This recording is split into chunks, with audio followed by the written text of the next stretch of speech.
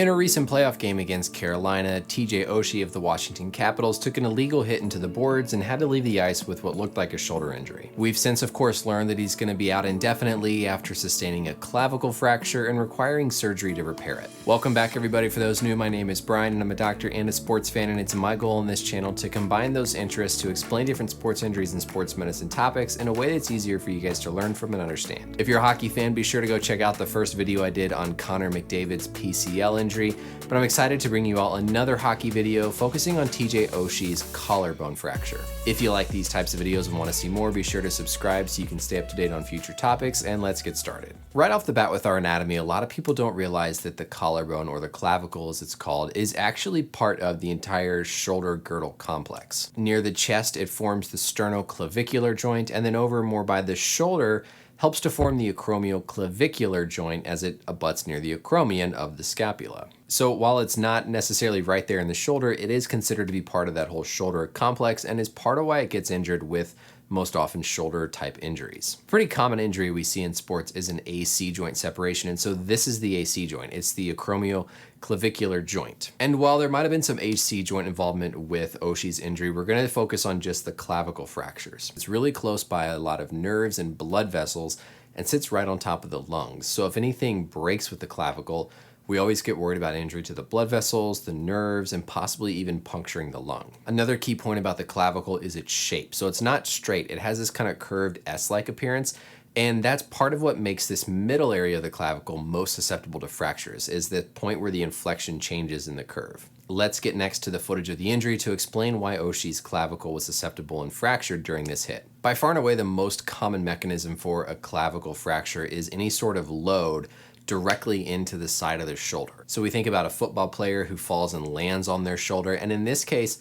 we can see in the footage here that as Oshie goes sliding into the boards, he's leading with that right shoulder, and then his right shoulder basically slams directly into the board. If we take a top view of where the clavicle inserts to the acromion and the sternum, and basically translate it like it's hitting into the board, you can see where all that load is directly in line with the clavicle, putting the clavicle into compression. As I mentioned earlier, the most common spot for the clavicle to fracture is that middle third, right at that spot where it has that curve shape. Now, right away, what they're going to be evaluating there at the arena is to make sure that none of these other key structures around the clavicle have been damaged. You want to make sure the blood flow is intact, the nerve supply is intact, and also that the lung hasn't been punctured in the case if the bone is broke. Once those things are squared away, it's a question of surgery or no surgery. As we know, Oshie required surgery for his fracture, but that's not always the case. The majority of times when a kid fractures their clavicle, we don't need to do surgery because the bone is still growing and adapting, that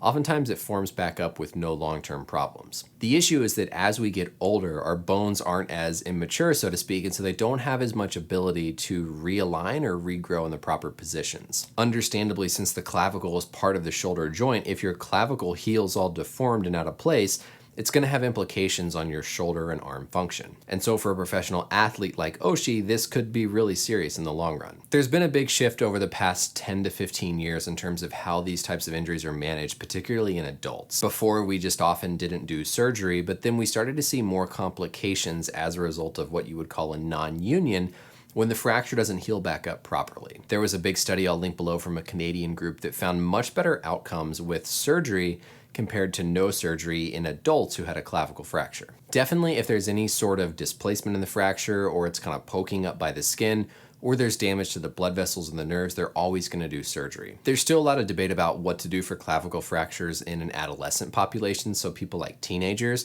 But for someone like Oshie, who's considered an adult, this really is becoming the more kind of standard, especially in a professional athlete who really needs to have optimal function of that upper extremity and shoulder after this injury. Another interesting part of this is, like I said, oftentimes we see AC joint separations with a mechanism like this, where your shoulder leads in and takes a big impact. We didn't hear any details about Oshie if he did suffer any injury to his AC joint as well, but would be a reasonable possibility just based on this mechanism. One study looked at around 380 adults who had had a fracture of the clavicle and found that roughly 6.8% of them also had an AC joint injury on that same side. Certainly if you've got an injury to the AC joint, then there's a whole other layer of rehab and recovery that's needed. So That'll be interesting to see if we find out later on if he did have some AC joint involvement or if it was just purely the clavicle. Either way though, these aren't really devastating long-term injuries. They essentially will go in and oftentimes just put a plate over the fracture to help it heal back up normally. You typically wouldn't expect any real long-term implications or damage, and he should be just fine to go for next season. So that's it. I hope you guys enjoyed hockey video number 2. Happy to bring more sports to you guys and kind of expand the reach here. This one was nice because we had a really good view of the injury footage to look at to explain how this could have happened. As always, leave comments, questions, thoughts below so I can continue interacting with you guys on these topics. And until next time, thanks for watching and we'll see you later.